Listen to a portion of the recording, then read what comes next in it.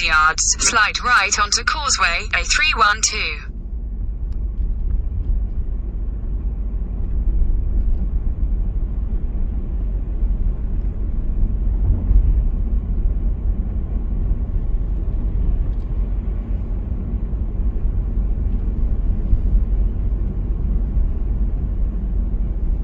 Take the next right onto causeway, A312.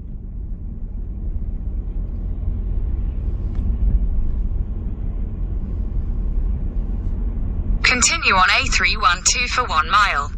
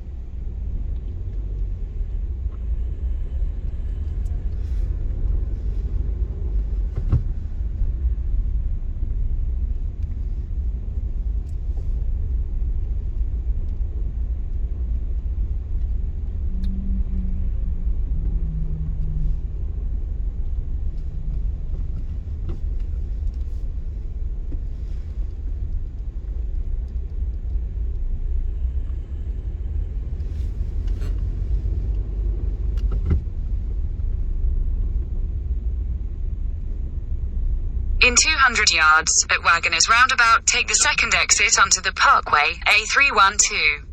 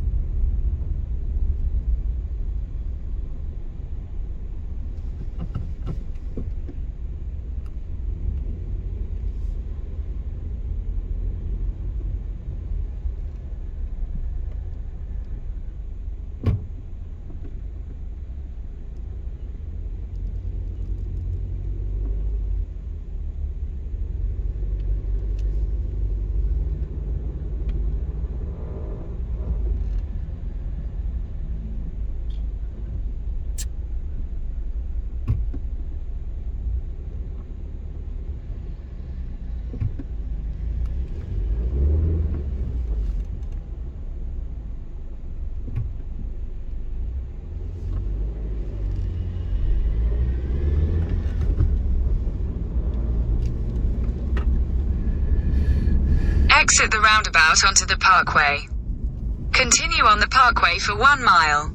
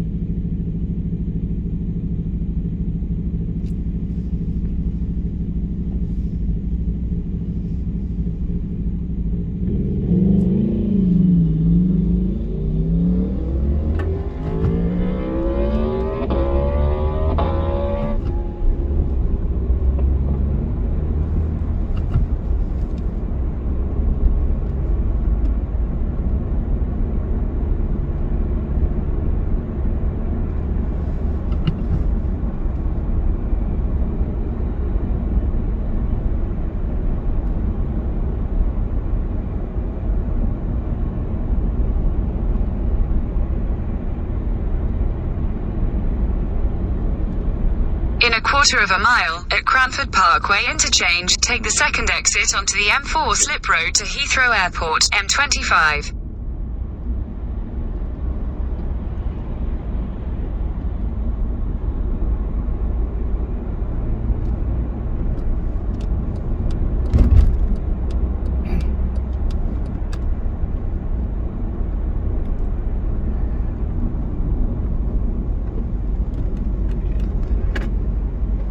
Exit the roundabout onto the Slip Road. In a quarter of a mile, merge onto M4.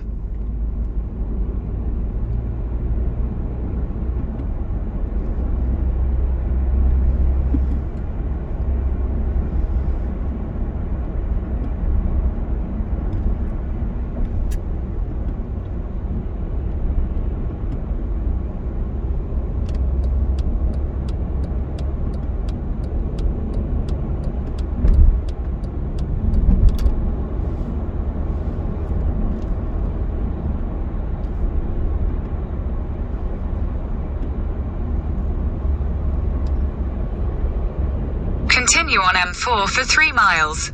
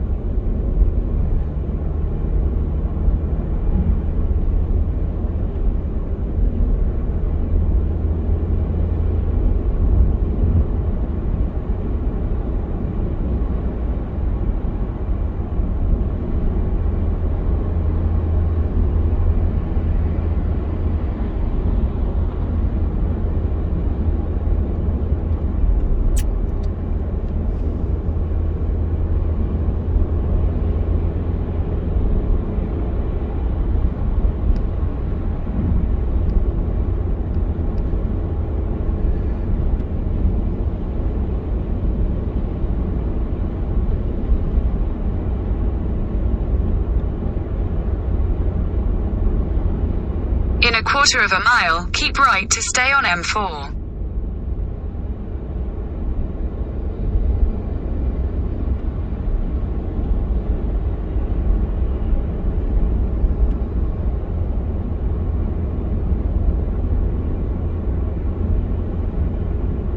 Keep right to stay on M4.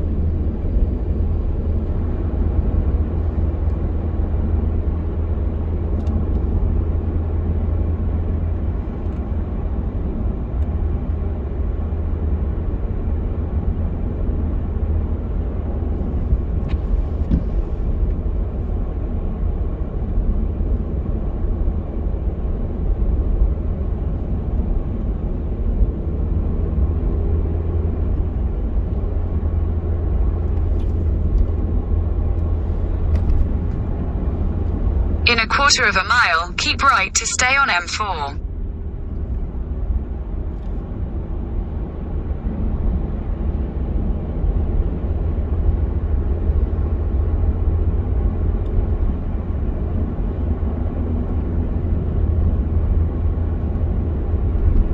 Keep right to stay on M4.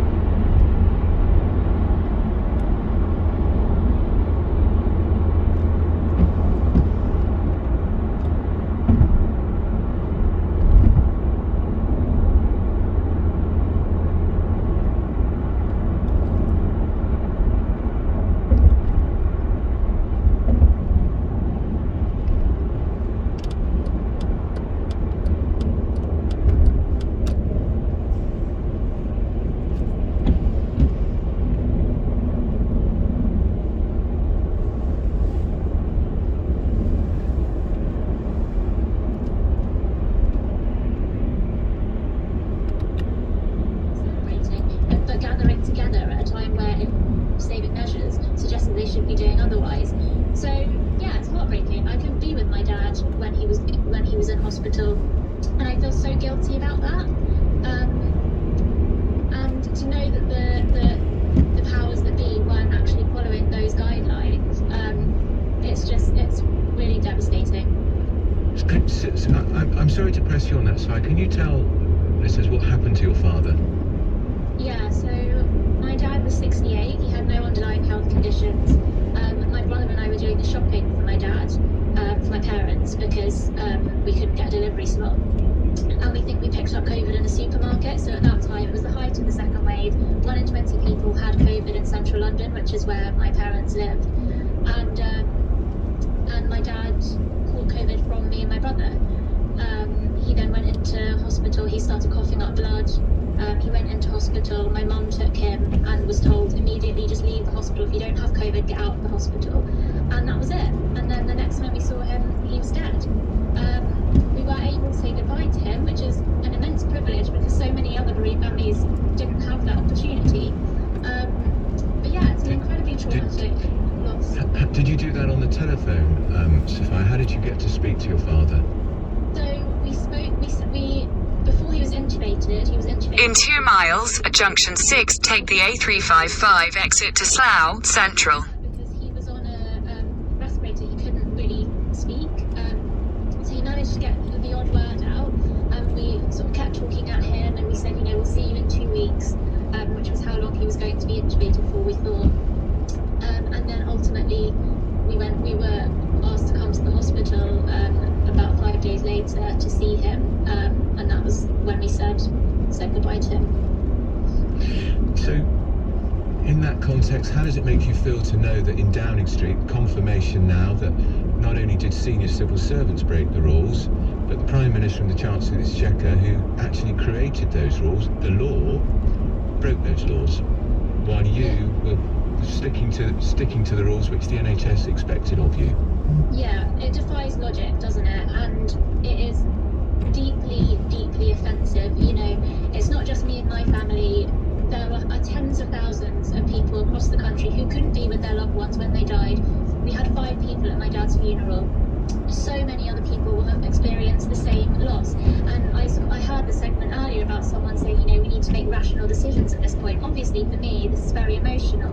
But I think from a rational standpoint, we have one of the worst death rates in the world. We absolutely needed leadership at that time. And Boris Johnson has failed to show that he can be a leader in times of difficulty again and again and again. And the rational decision surely is to let him go at this point. Well, he's made it pretty clear, you may have heard the interview with him, he's not resigning. He's apologised profusely. He said he didn't realise the event events he attended was a breach of the rules. He said he was in the cabinet room for barely 10 minutes. His wife had made there was a birthday cake for him, and he apologises for not knowing he'd broken the rules. Does any of that explanation cut any ice with you at all? Absolutely not. You know, this is a man that made the rules. He should be... In a quarter of a mile, at junction 6, take the A355 exit to Slough Central. Incredibly important. This was a global pandemic, and these were life-saving measures. It is beyond belief that he couldn't understand that.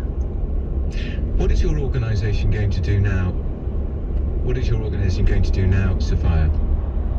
Exit at junction 6. Peace for Justice. We'll keep putting pressure on the government and the Prime Minister, but our main focus at the moment is the inquiry, which is kind of the planning. In a quarter of a mile, at the roundabout, take the third exit onto Tons Lane, A355. Experience the pandemic at very close proximity to different aspects of the pandemic. So, for example, my dad, who was Malaysian, I'm speaking to the Black and minority ethnic group element of it with some other bereaved family members, and we're speaking to the chair of the inquiry and advising on that, and just hoping that, if nothing else, at least the inquiry covers every element that it should do, and that we can make some positive changes out of this absolutely abominable and traumatic experience. Yeah. Can I just ask finally, how's your mum getting on?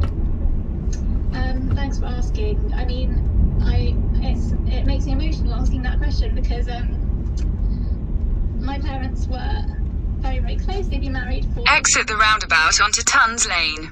And yeah, it's an inconceivable loss. I don't really think that my mum has got her head around it at the moment. And we're lucky, we're a very close family.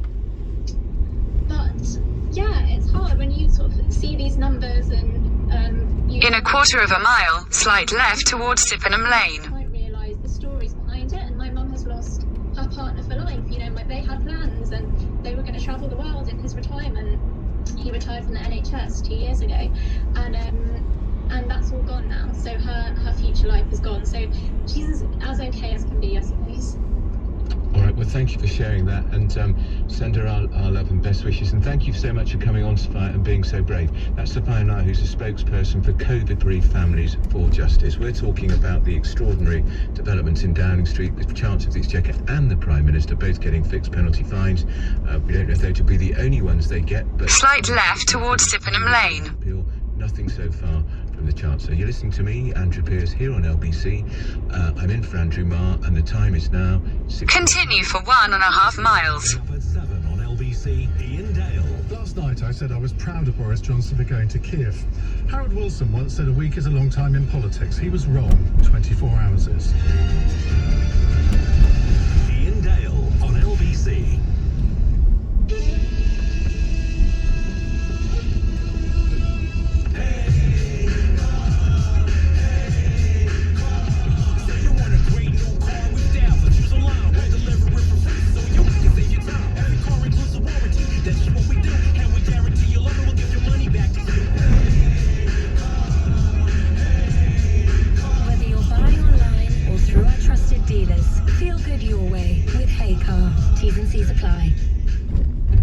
Booking a hotel is never easy. Am I getting the best price? Will it look anything like the pictures? Well, with Premier Inn, you don't have to worry about any of that. Because with us, you know exactly what you're getting. A great night's sleep, over 800 easy-to-find locations, a choice of great value, flexible rates, and as much brekkie as you can handle. So enjoy a weekend break without breaking the bank. Premier Inn. Rest easy.